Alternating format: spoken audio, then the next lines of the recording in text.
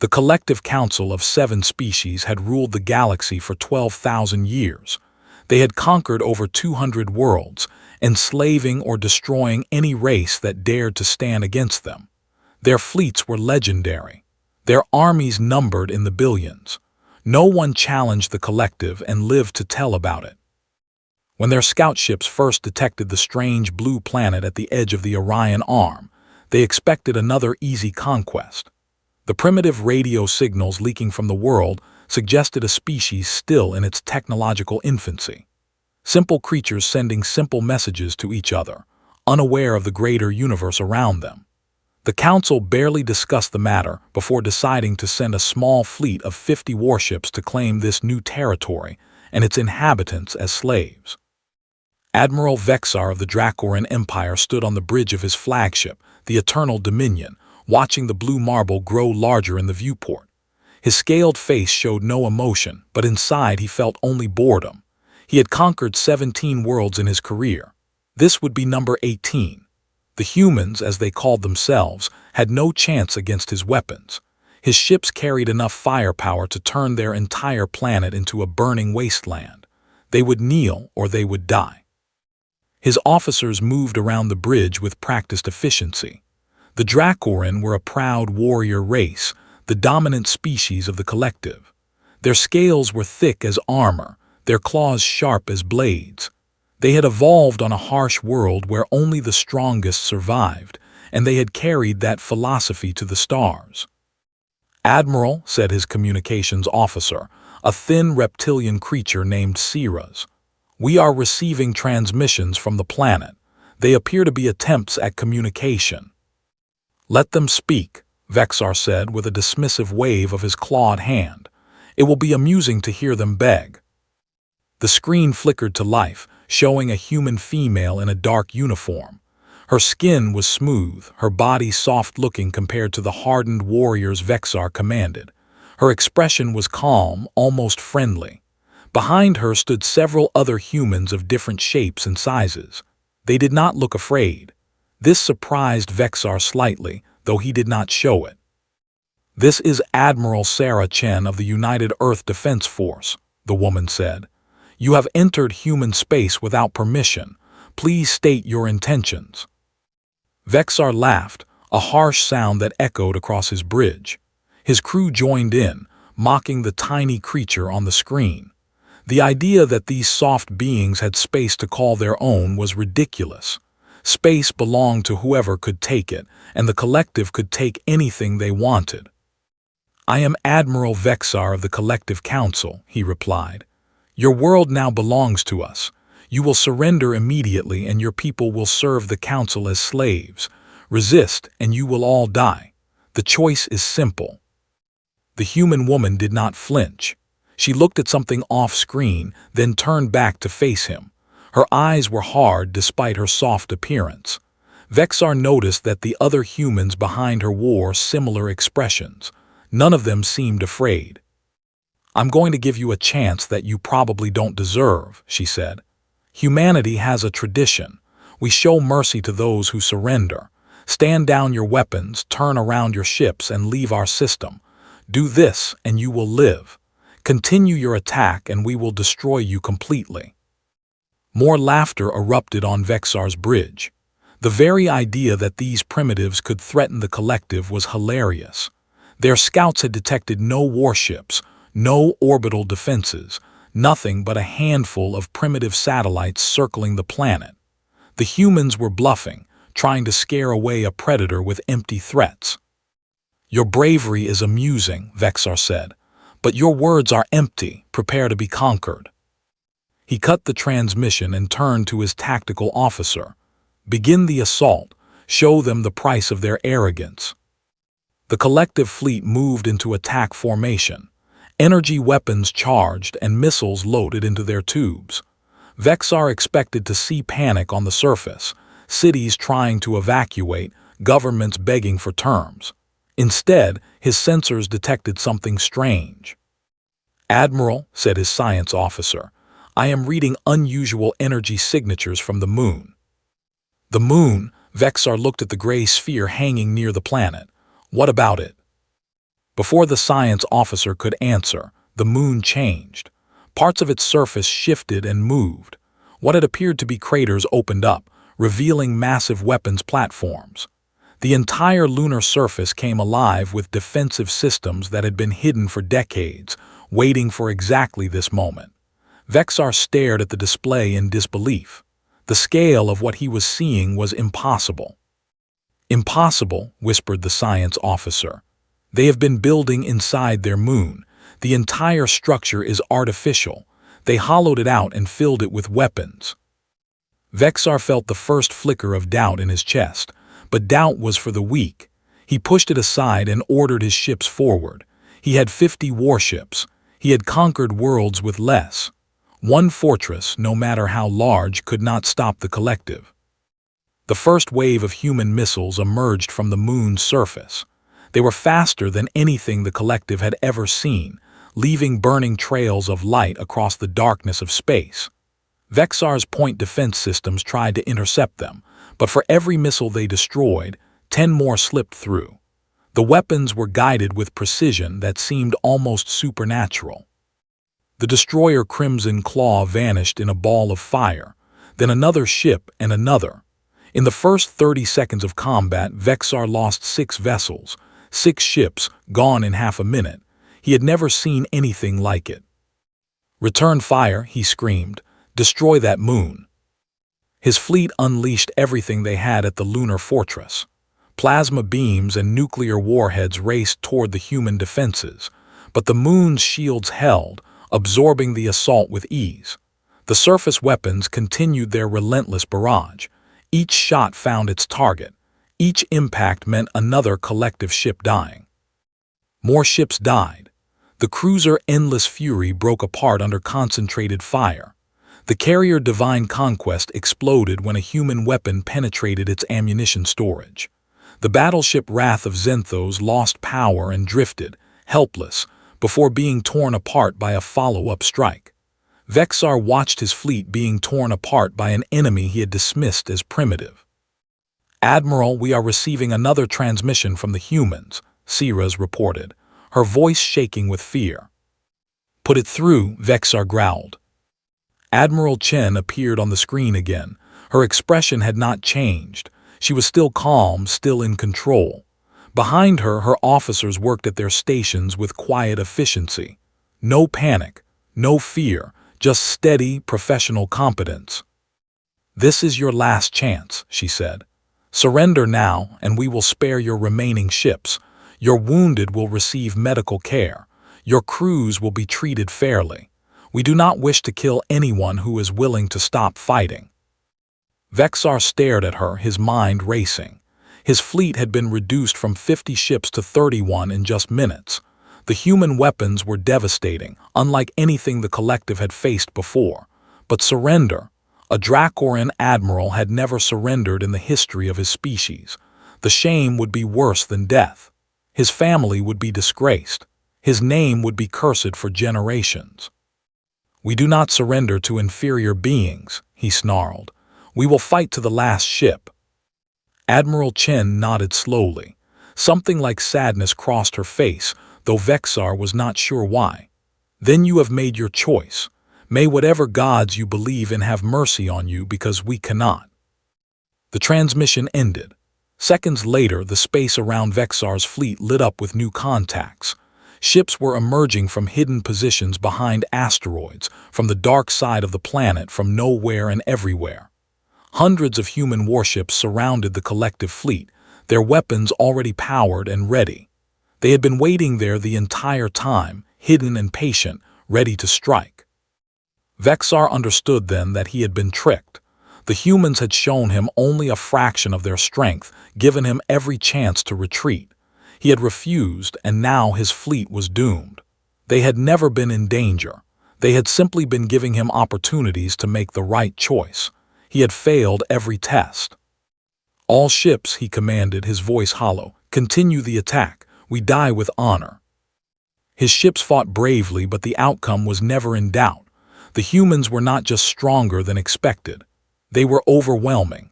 Their weapons struck with precision, targeting engines and weapons systems with surgical accuracy.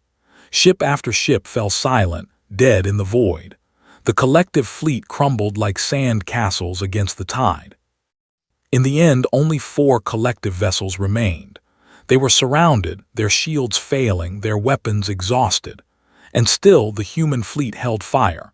They waited, weapons ready but silent, giving Vexar one last chance. "Admiral Vexar," came Chen's voice one final time, "do you surrender?" Vexar looked around his ruined bridge. His crew was battered and bleeding. Officers who had served him for decades lay injured at their stations. His empire's pride meant nothing now. Continuing to fight would only mean more death without purpose, more of his people dying for a cause that was already lost. He closed his eyes and spoke the words no Dracoran had ever spoken to an enemy. "We surrender." The human ships lowered their weapons. Medical vessels moved in to help the wounded. Rescue shuttles launched to save crew members from damaged ships. Vexar watched in amazement as his enemies became his saviors, pulling survivors from the wreckage of his fleet. He had expected execution. He had expected torture. Instead, he received mercy. The holding facility was not what Vexar expected. When the collective took prisoners, they kept them in dark cells, barely fed, constantly reminded of their defeat. Prisoners were beaten for amusement. Their injuries were left untreated. Many died from neglect alone, even without the active cruelty. But the humans had given him a clean room with a comfortable bed. They had treated his wounds with gentle hands and advanced medicine. They had fed him better food than some of his own soldiers received on his ships. He had a window that looked out onto a peaceful garden. Guards spoke to him with respect, even kindness. 3 days after his capture, a human came to speak with him. It was not Admiral Chen, but a younger man in civilian clothes. He introduced himself as Dr. James Morrison, a diplomat. He carried a tablet and a small device that translated his words into Vexar's language. "Admiral Vexar," Morrison said, sitting across from him at a simple table. "I'm here to discuss what happens next." "You will execute me," Vexar said flatly, "or torture me for information. That is what happens to defeated enemies." Morrison shook his head. "No, we don't do that. You surrendered, which means you're protected under human law. We have rules about how prisoners must be treated." Vexar did not understand. What rules? What could possibly protect an enemy who tried to enslave your entire species? "Old ones," Morrison said. "Thousands of years old, actually. After our greatest wars, humanity decided that we needed limits, rules for how we fight and rules for how we treat those who stop fighting. When an enemy surrenders, the war is over for them. They become our responsibility, not our victims." "That is strange," Vexar admitted. "The collective has no such rules. Surrendering enemies are slaves at best, dead at worst. Mercy is seen as weakness. To spare an enemy is to invite them to rise against you again." "We know," Morrison said. "We've been watching the galaxy for a long time. We know what the collective does to conquered worlds. We've seen the slave colonies. We've heard the transmissions from dying civilizations. It's one of the reasons we hid our true strength. We wanted to see what kind of enemy we were dealing with." Vexar felt a chill run through his scales. "You were testing us." "In a way, we gave you 3 chances to turn back. We made it clear that surrender was an option. You refused each time until there was no choice left." Morrison leaned forward. "That tells us a lot about your collective. It tells us that your leaders value pride over the lives of their soldiers. It tells us that your culture teaches cruelty instead of wisdom." "What will you do now?" Vexar asked. Morrison was quiet for a moment. "That depends on the collective. We're going to send your ships back with a message. Your government can choose to make peace with us, or they can send more fleets. If they choose peace, we'll return all prisoners, including you. If they choose war—" He did not finish the sentence. "They will choose war," Vexar said quietly. "The Council has never accepted a draw, let alone a defeat. They will send everything they have. The Grand Overlord himself will demand revenge." Morrison nodded sadly. "We suspected as much, but we had to try. Mercy first always. It's not just a strategy for us. It's who we are. It's what we believe." Over the following weeks, Vexar was allowed to interact with other prisoners. Human guards treated them all fairly, regardless of species. Medical staff tended to their injuries without discrimination. Some prisoners were even allowed to contact their families, something unheard of in collective warfare. Vexar spoke with his mate for the first time in months, seeing her face on a screen, hearing her voice through speakers. One day, a young Valorian prisoner approached Vexar. The insectoid creature was missing 2 of its 6 limbs, lost in the battle, but human doctors had fitted it with mechanical replacements that worked almost as well as the originals. The craftsmanship was beautiful, the engineering precise. "Admiral," the Valorian said, "why are they doing this? We came to enslave them. We would have destroyed their cities, taken their children. Why are they healing us?" Vexar had thought about this question many times. "I believe," he said slowly, "that they are trying to show us another way. They are proving that strength does not require cruelty. They want us to see that enemies can become something else." "Do you think it will work?" Vexar watched a human nurse laughing with a group of injured Krakowian soldiers, showing them pictures of her family on some small device. The Krakowians, notorious for their brutality in combat, were listening with genuine interest. One of them asked a question about the nurse's children, and she answered with warmth and patience. "I do not know," Vexar admitted, "but I hope so." The collective council received Vexar's message with fury. Grand Overlord Zenthos, the supreme ruler of all 7 species, watched the recording of the battle with growing rage. His massive form filled the throne room, scales glittering with embedded jewels, eyes burning with hatred. Around him, the council members waited in fearful silence. How dare these humans humiliate the collective? How dare they defeat a Dracoran fleet and then show mercy, as if the collective were children to be taught a lesson? The insult was beyond bearing. Every empire in the galaxy would see this defeat. Every conquered world would wonder if the collective could truly protect itself. "They think themselves better than us," Zenthos declared to the assembled council. "They will learn the error of their judgment. We will send the Grand Fleet, every ship we have. We will reduce their world to ash and scatter their bones across the stars. Not one human will survive." Some voices on the council suggested caution. Advisor Helic of the Valorian Hives pointed out that the humans had proven far more capable than expected. Perhaps negotiation was possible. Perhaps war was not the only answer. The losses from the first battle were significant, and the humans had clearly been holding back. Minister Vox of the Krakowian Empire noted that the human weapons were unlike anything in the collective arsenal. Their technology was apparently far superior. Rushing into another battle without understanding these weapons seemed foolish. Perhaps they should study captured recordings, analyze the enemy's capabilities, develop countermeasures. Zenthos silenced them both with a wave of his massive claw. "Negotiation is weakness, caution is cowardice. We have conquered the galaxy through strength and strength alone. These humans are an anomaly, nothing more. The Grand Fleet has never failed. It will not fail now." The order went out across the collective's 7 empires. Ships gathered from 100 worlds, forming the largest military force in galactic history. 3,000 warships, carrying millions of soldiers, set course for Earth.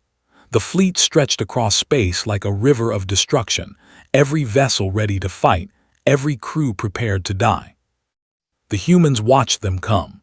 Their sensors tracked the massive fleet as it crossed the galaxy, jumping from star to star. Admiral Chen stood in the command center of Earth's defense network, reviewing the approaching force with quiet concentration. 3,000 ships, said her aide, Commander Park. "That's everything they have. If we defeat this fleet, the collective will be defenseless." "If," Chen replied, That's a lot of ships, Commander, even for us. We have the firepower to match them. The question is whether we can survive long enough to use it. Chen studied the tactical display. The human fleet was smaller than the collective armada, but their technology was superior. Their ships were faster, their weapons more accurate. The lunar fortress alone could destroy hundreds of enemy vessels. Add in the orbital platforms around Earth, Mars, and the gas giants, plus the hidden bases scattered throughout the asteroid belt, and humanity had formidable defenses. "We can win," she said finally, "but it will cost us. We'll lose ships, people, maybe a lot of them. Families will lose loved ones. Children will grow up without parents. Are we ready for that?" Chen thought about all the training, all the preparation. Humanity had known this day would come eventually. They had built their defenses, developed their weapons, and waited. They had hoped it would never be necessary. But hope was not a strategy, so they had prepared for the worst while working for the best. "We'll find out," she said. The Grand Fleet arrived at the edge of the Sol system 2 months later. Grand Admiral Thrallax, the collective's finest military commander, surveyed the human defenses from his command ship. Unlike Vexar, he did not underestimate his enemy. He had studied the recordings of the first battle carefully, watching them over and over until he had memorized every detail. "They have strength," he admitted to his officers, "more than we expected. Their weapons are superior to ours. Their tactics are sound, but strength can be overcome with numbers. We will lose ships, perhaps many ships, but in the end we will win through sheer mass." His plan was simple but effective. He would send waves of attack ships to probe the human defenses, identify weaknesses, and wear down their ammunition. Behind them, his main battle groups would advance steadily, accepting losses in exchange for position. Once they were close enough to Earth, they would launch a devastating orbital bombardment. The human surface installations would be destroyed, and their fleet would have no choice but to surrender or die. "Begin the advance," Thrallax ordered. The first wave of 300 ships swept toward the human defensive line. As expected, the lunar fortress opened fire immediately. Missiles and energy beams carved through the collective formation, destroying ship after ship. But the survivors pressed on, trading their lives for information about human weapon ranges and targeting patterns. Behind them, the second wave launched. More ships died, but they got closer before falling. The third wave reached weapons range and managed to return fire before being destroyed. Slowly, brutally, the collective fleet pushed forward. Hours passed. The space between the fleets became a graveyard of burning wreckage. Collective losses mounted into the hundreds, then the thousands.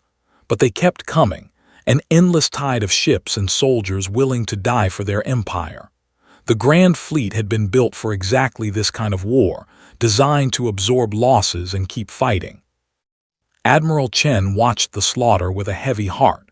Each destroyed enemy ship represented thousands of lives lost. Many of those soldiers had never been given a choice. They served the collective because their families would be punished if they refused. They fought because surrender meant death. They were victims as much as enemies. "Admiral," said Commander Park, "the enemy is requesting communication." "Put it through." Grand Admiral Thrallax appeared on the screen. His face was streaked with blood from a wound on his forehead, but his eyes were sharp. His command ship had taken damage, but he remained at his post, directing the battle with calm determination. "Admiral Chen," he said, "I am Grand Admiral Thrallax of the Collective Grand Fleet. I am offering you terms of surrender." Chen almost laughed. "You're offering us surrender? Grand Admiral, you've lost over half your fleet." "I have," Thrallax admitted, "and I will lose more, but I will eventually reach your planet. When I do, I will destroy every city, every settlement. Billions of your people will die. I offer you a chance to prevent this. Surrender now, and I will spare your civilian population. They will become slaves, but they will live. And if we refuse, then you will all die, every last human erased from the universe. This I promise you." Chen studied the alien commander. He was different from Vexar, she realized. More intelligent, more determined. He knew the cost of this battle and he was willing to pay it. He was not fighting out of pride or arrogance. He was fighting because he believed he had no choice. "Grand Admiral," she said, "I'm going to make you the same offer we made Admiral Vexar. Turn around. Take your surviving ships and go home. Tell your council that this war is not worth fighting. We will return your prisoners, tend to your wounded, and forget this ever happened. There has been enough death today." Thrallax shook his massive head. "I cannot. The Overlord has commanded your destruction. If I return without victory, my family will be executed. My entire bloodline will be erased. I have no choice but to continue." "Everyone has a choice," Chen said quietly. "Not in the collective. You do not understand our ways. Obedience is everything. Failure is death. I have seen what happens to those who disappoint the Overlord. I will not let that fate befall my children." Chen felt something shift inside her. Pity for this alien commander who was trapped by his own culture, forced to lead his soldiers to slaughter because his leaders were too proud to accept defeat. He was not evil, she realized. He was desperate. He was fighting to save his family, even if it meant destroying hers. "Then I'm sorry for what comes next," she said, "truly sorry." She ended the transmission and turned to her tactical officer. "Launch all reserves. It's time to end this." The human fleet, held back until now, emerged from hiding. Not just the warships around Earth, but vessels from every hidden position in the system. Ships from the asteroid belt, from the moons of Jupiter and Saturn, from bases buried beneath the ice of distant worlds. Humanity's full military strength, over 2,000 warships, converged on the collective fleet. At the same time, the lunar fortress entered its final attack mode. New weapons, too powerful for sustained use, activated for the first time. Entire sections of the collective fleet vanished in blinding flashes of energy.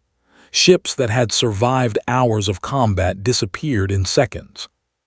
Thrallax watched his armada die around him. Ship after ship disappeared from his tactical display.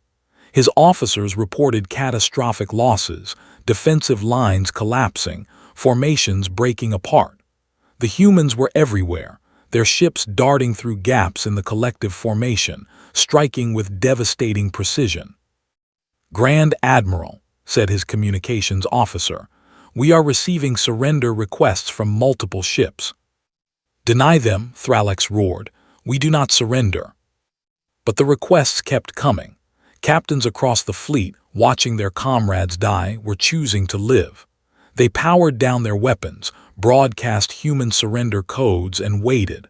The human ships stopped firing on them immediately, moving past to engage other targets. It was a revelation. The humans had not lied. Those who surrendered were truly spared. Word spread through the collective fleet like wildfire. More ships lowered their shields. More crews chose mercy over death. Commanders who had served the Overlord their entire lives made a different choice when faced with certain destruction. Within hours, the greatest military force in galactic history had collapsed, not from defeat alone, but from the simple, radical idea that surrender was not shame, that life had value, that enemies could become something other than enemies. Grand Admiral Thrallax watched his fleet surrender around him. His command ship was one of the last still fighting, surrounded by human vessels, weapons exhausted, shields failing. He could continue the battle for perhaps another few minutes. Then he would die, along with everyone aboard. He thought of his family, the bloodline that would be erased if he failed.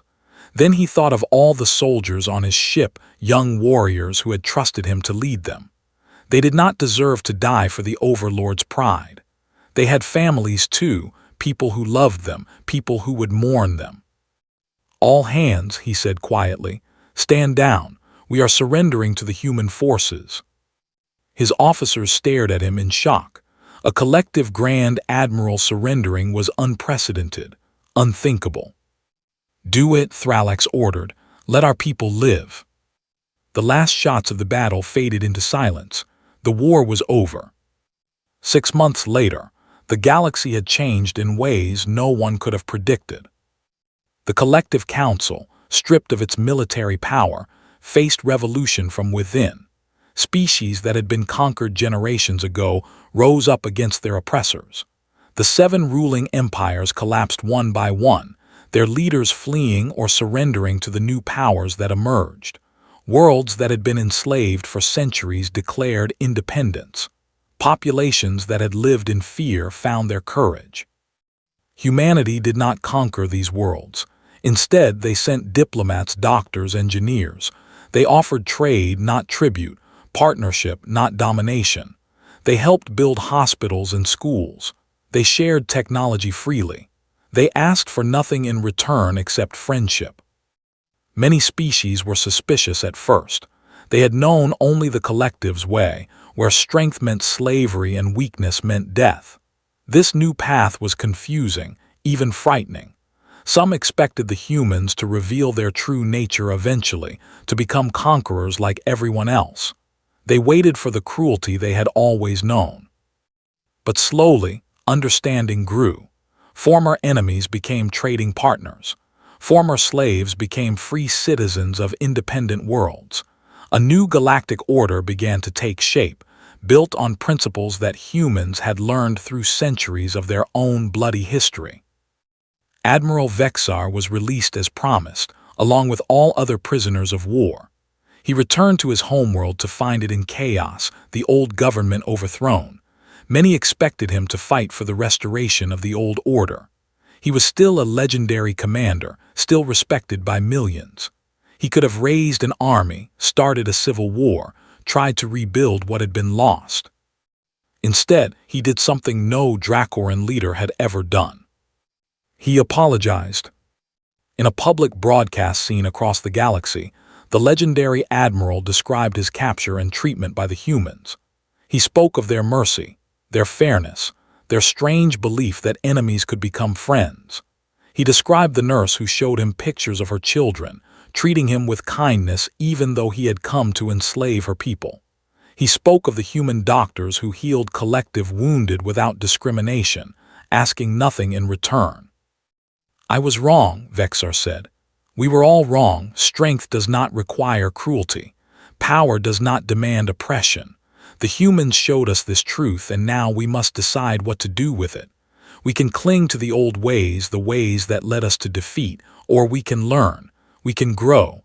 We can become better than we were." His words sparked a movement across the former collective territories. Leaders who had once ruled through fear began to try new methods. Some failed, falling back into old patterns of cruelty and control. But others succeeded, building societies that valued cooperation over domination, mercy over vengeance. Grand Admiral Thralax was tried for war crimes by a mixed tribunal of humans and former collective species. He pled guilty to all charges, accepting full responsibility for the invasion. He named no accomplices, blamed no one else, offered no excuses. But human law allowed for consideration of circumstances, and the tribunal acknowledged that Thralax had acted under threat to his family. His choice to surrender had saved countless lives on both sides.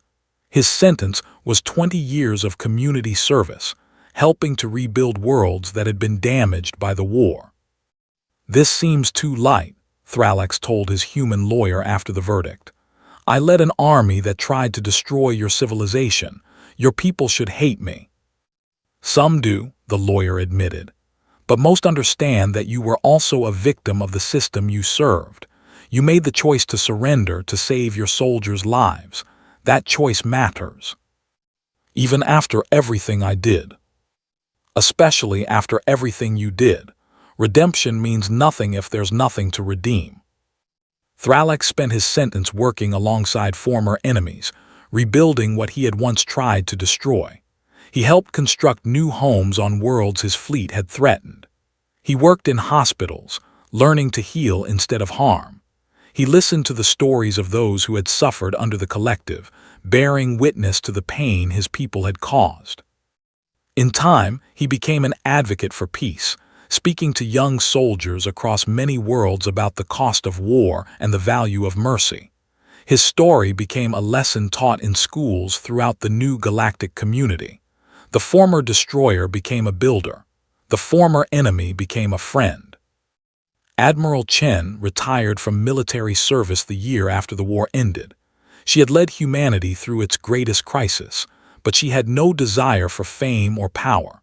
The parades and medals meant nothing to her. She moved to a quiet colony world, tending a small garden and writing letters to her grandchildren about the importance of kindness. "You saved Earth," a journalist told her in one of her rare interviews. "You defeated the greatest threat humanity has ever faced. How do you want to be remembered?" Chen thought for a long moment before answering. "I don't care how I'm remembered," she said finally. "What matters is how we treated our enemies after we beat them. That's what will define humanity's place in the galaxy. Not our weapons, not our victories, but our mercy. Some people say we should have been harder on them, made them pay for what they tried to do. Some people always say that. They said it after every war in human history. And sometimes we listened to them and it led to more wars, more death, more suffering. Revenge becomes a cycle. Cruelty breeds cruelty.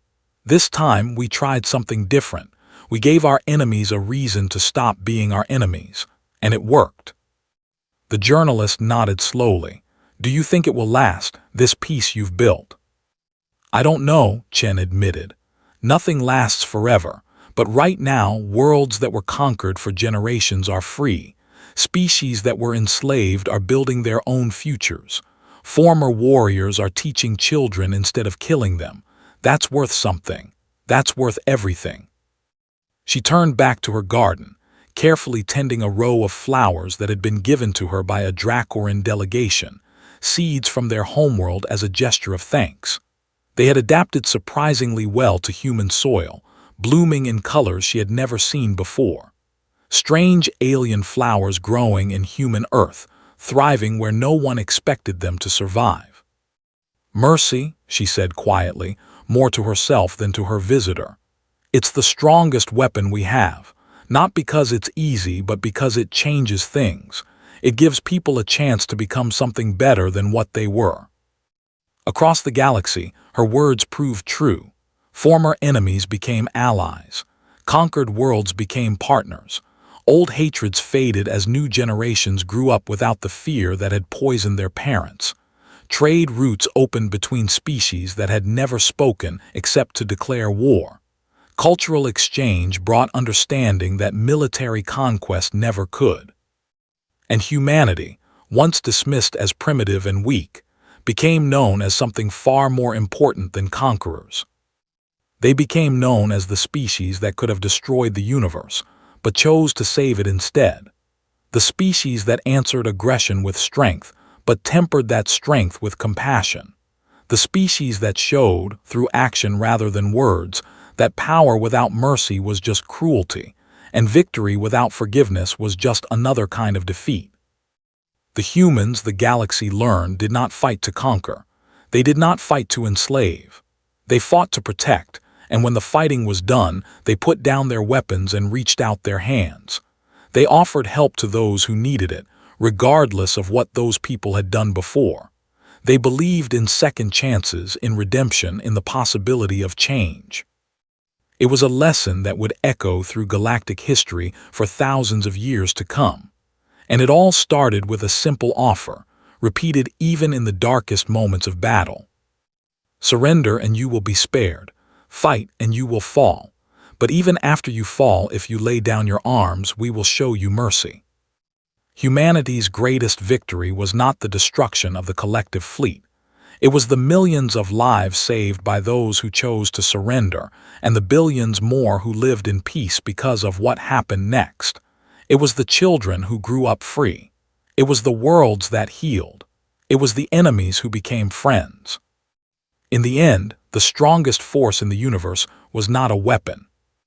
It was a choice. A choice to show mercy when vengeance would have been easier. A choice to rebuild when destruction would have been simpler. a choice to see enemies as people who could change, not monsters who deserved only death. Humanity made that choice, and the galaxy was transformed.